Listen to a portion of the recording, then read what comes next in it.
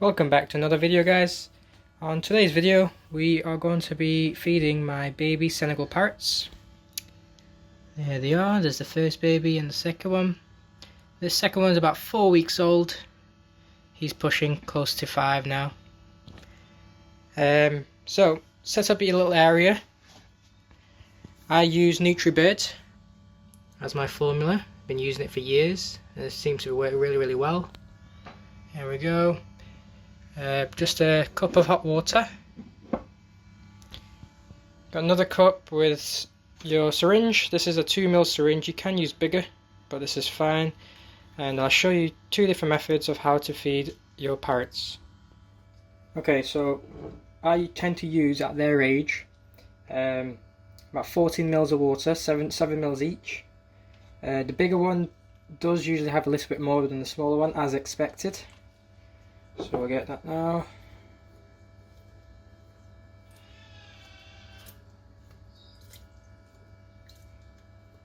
So we go, 40 ml of water.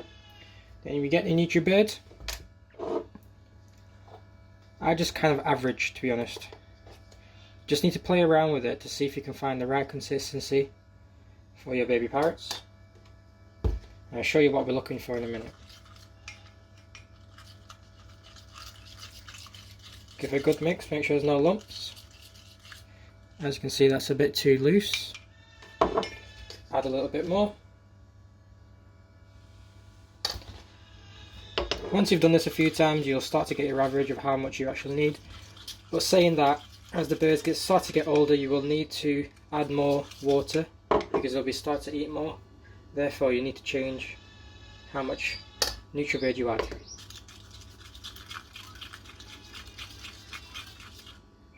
There we go, that looks about right. As I say, it's only an average. There we go. You don't want it too thick, but yet again you don't want it like water. Right, so the 2 methods I was referring to, you can either use a syringe, just as it is, or you can have an attachment of a pipette, so you can go further into the bird's crop. I tend to use these when the birds are very young. I remove these babies from day 1, and obviously these syringes are too big for a little baby chick, so the pipettes work really well. The second option would just be a spoon. As your birds start to get older, it will start to accept the spoon, but it can be a bit more of a messy procedure. So first of all, I don't use this method, but I'll show you for video purposes. So you want to suspend the baby there.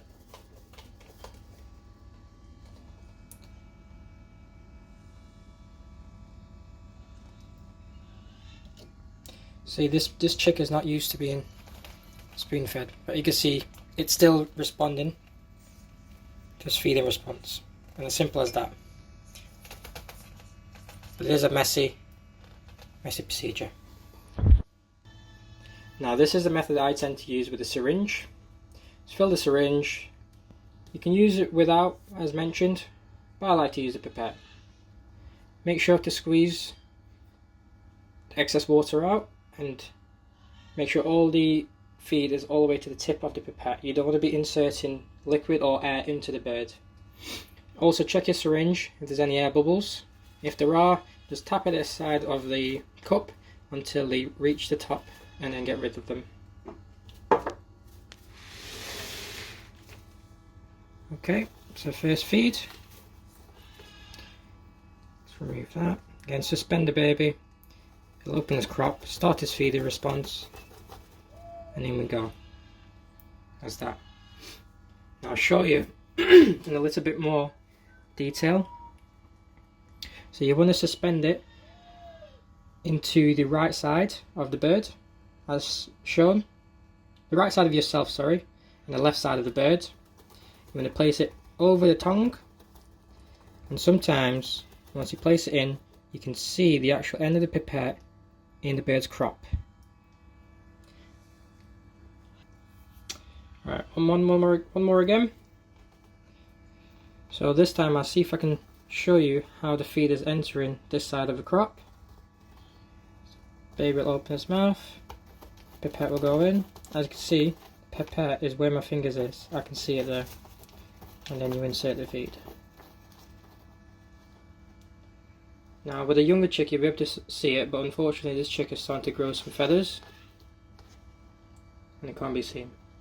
So this chick is happy as he is. He's full, you can feel the crop if it's full. If it has a lot of tension, that's when you know it's full. If it's still a bit squidgy, you can probably add a little bit, but I don't like to overfeed my birds. Right, now for the older chick. Once again, get your syringe filled. Always check your temperature to make sure it's not too cold and not too warm. Place it at the back of your hand like you would as a baby if you're feeding. A little tip what you can do sometimes if you've got multiple babies, the water can get cold or the feed can get cold.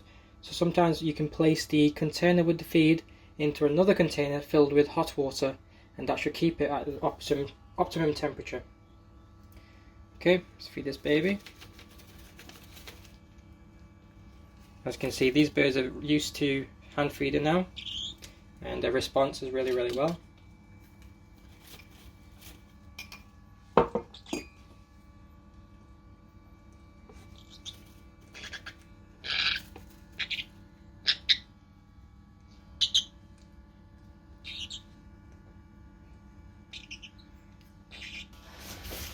Right, I'll just feed these birds off, the rest of what's remaining.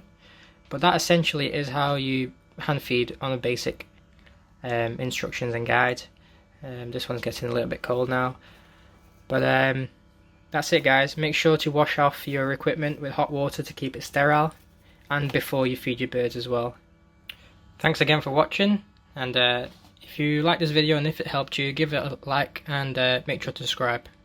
More videos to come with these birds growing up, and I will have some other species such as black-headed caiques and Kakariki growing up soon. Alright, thanks again. Peace.